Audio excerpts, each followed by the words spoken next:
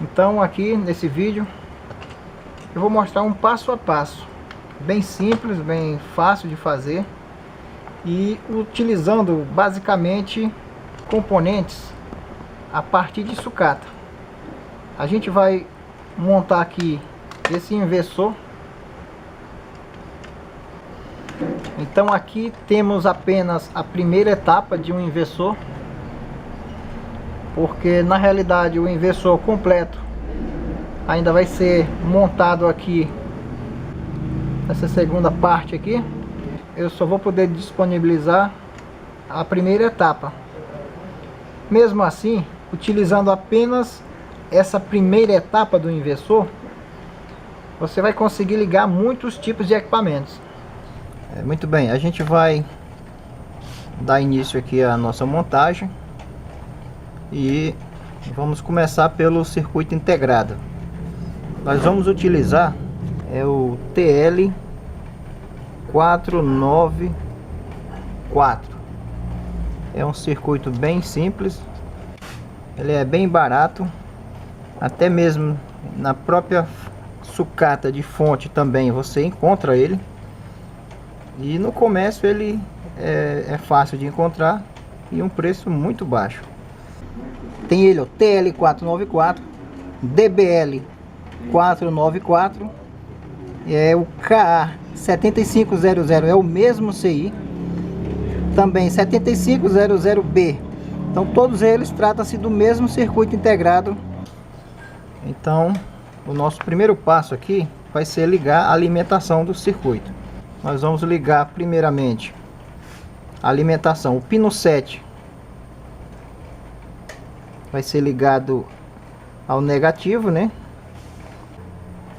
Então o pino 12 vem aqui, vai ser ligado aqui no positivo, mais 12 volts, né? Mais 12 volts. E aqui o negativo. À medida que eu for montando o circuito, a gente vai montando também aqui na placa. É bom dar uma boa limpada na placa toda. Então vamos agora montar o soquete no qual vai ser colocado o circuito integrado.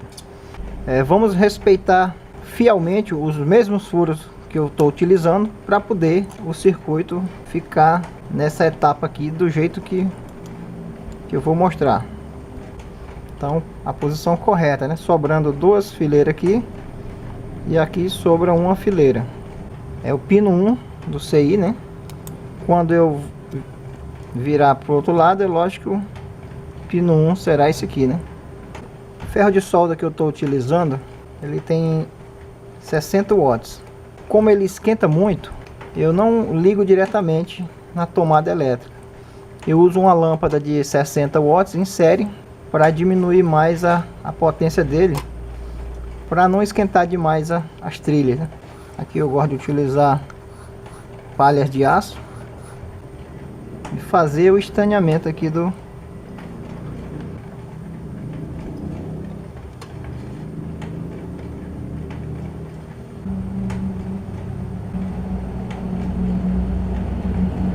refeito as soldas. O que eu vou fazer agora é pegar o pino 7 e ligar o negativo.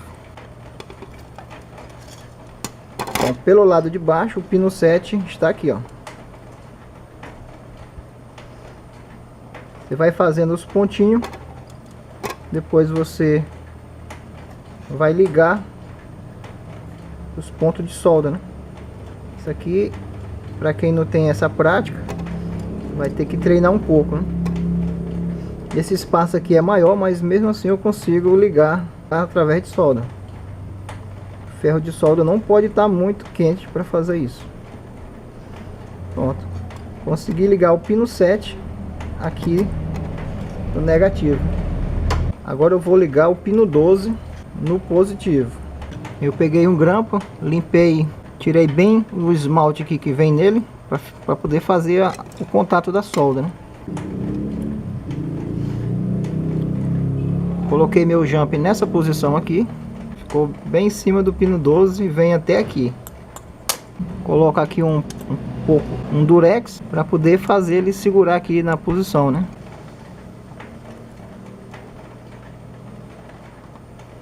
E aqui eu estou usando uma lente de aumento, né, para facilitar a visualização. E aqui o pino 12.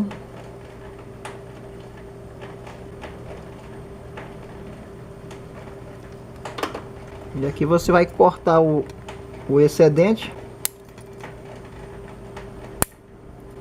Já tenho aqui meu primeiro contato, né?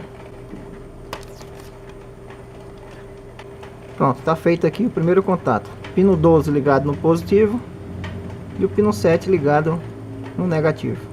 Agora a gente vai fazer as ligações do pino 1 e 2.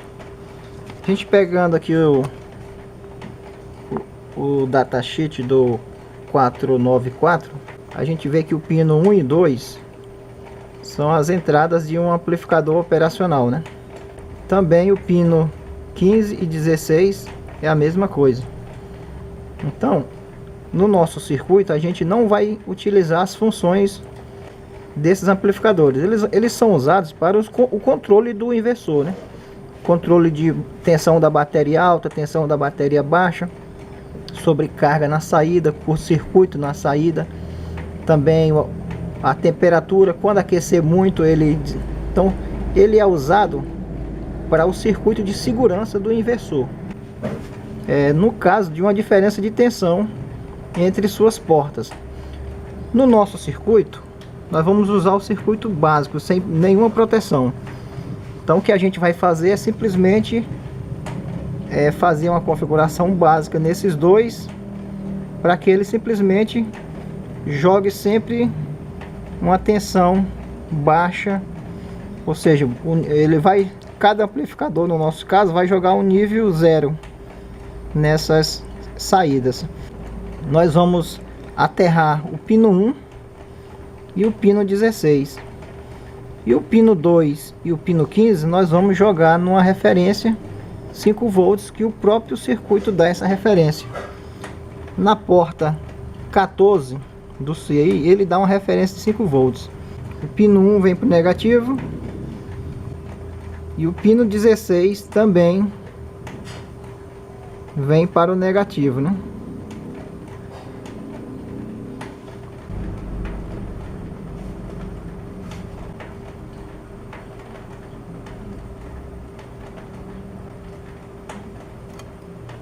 Liguei o pino 1 no negativo e agora eu vou ligar o pino 16. Bastando para isso só ligar essas duas trilhas aqui. Observe que a proximidade entre as outras trilhas é muito pequena. Aqui exige uma boa prática.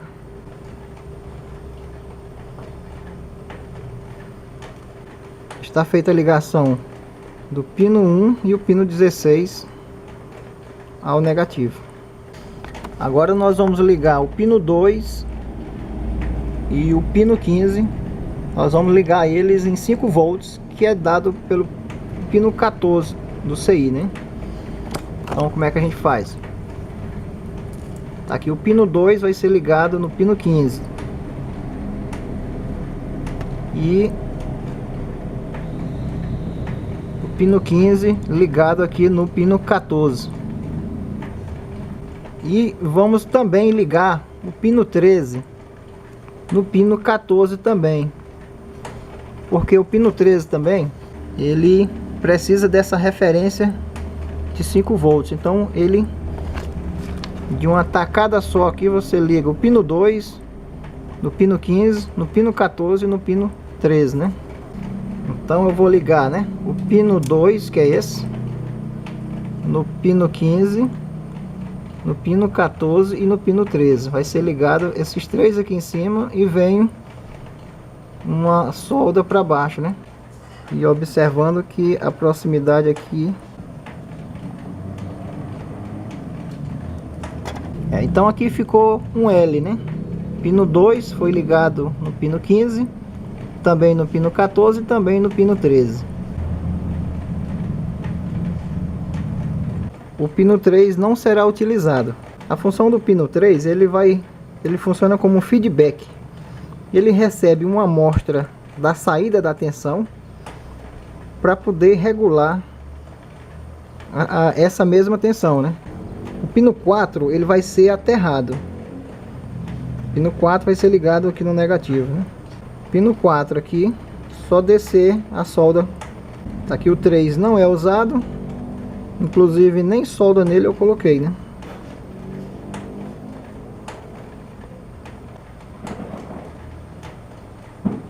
Tá feita a ligação do pino 4 para o negativo.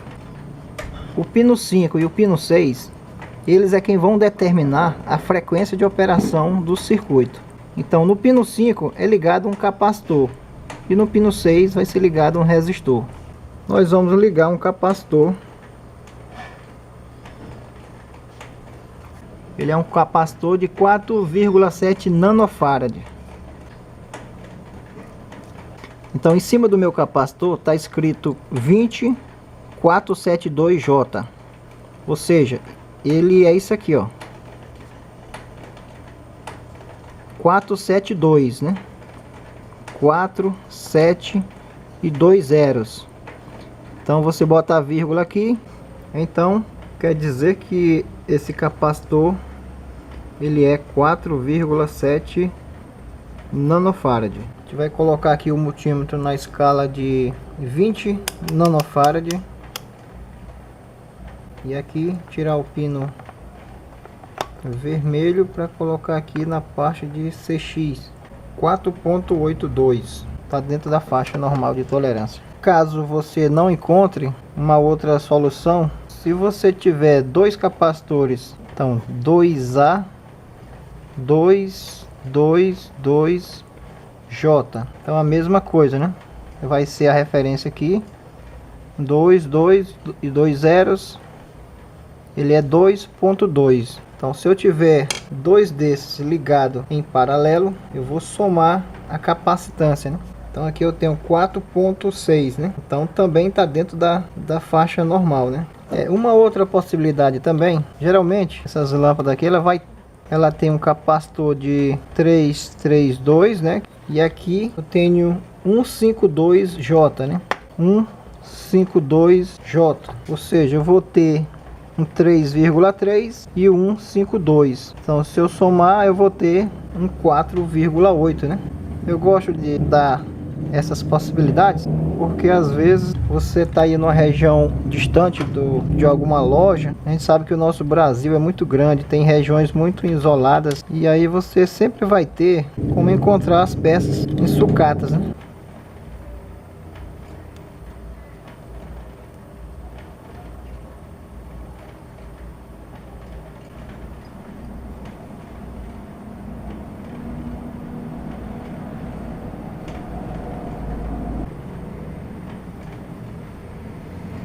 Aqui embaixo, como eu já tenho aqui esse pino ligado no negativo, eu não tenho necessidade de soldar ele aqui embaixo. Basta apenas eu soldar ele aqui no que já está no negativo, né?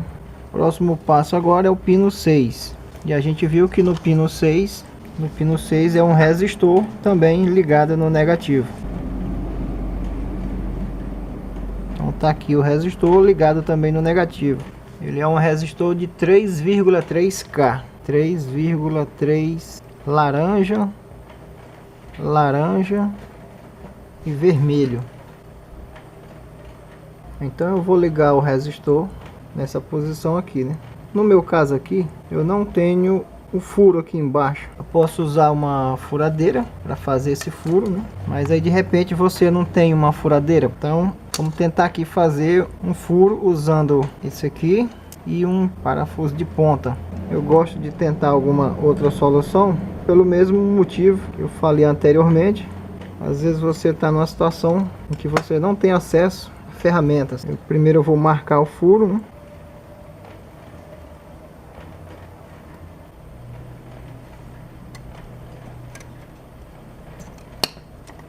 Então agora eu posso ligar o meu resistor.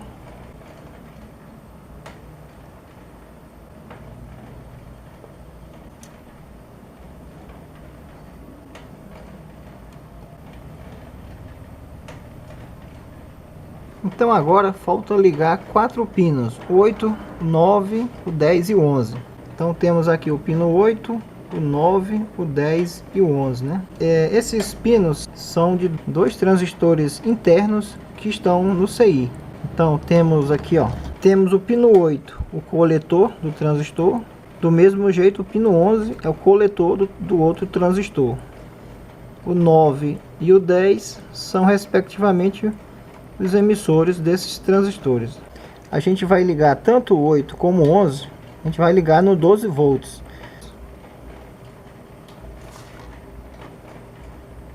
Pino 11 e o pino 8.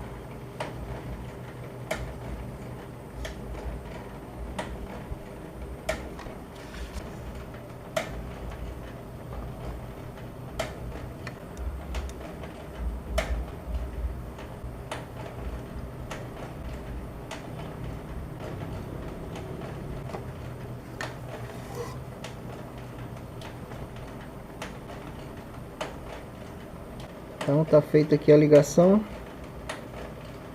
Então agora resta apenas o pino 9 e o pino 10, que são os emissores desses transistores. O pino 9 e o pino 10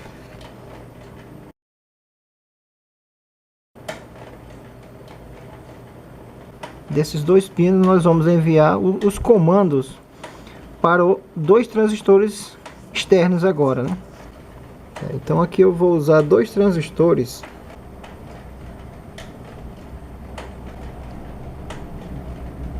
Esse é o BC327. Então nós temos aqui a base, o coletor e aqui o emissor PNP.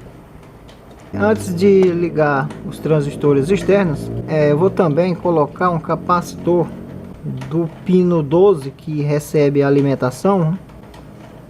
Então eu preciso ligar um capacitor do pino 12 também para o negativo, né? Isso aqui é a alimentação positiva, né? Tem aqui o pino 11 que está recebendo também. E vem aqui para o pino 8. Como o meu pino 8 está próximo já aqui do negativo, eu vou aproveitar então essa proximidade, né? Eu vou ligar meu capacitor nesse ponto aqui. Agora é um capacitor eletrolítico. Ele é 47 microfarad por 16 volts. Respeitando aqui a polarização negativa do capacitor, né, para baixo.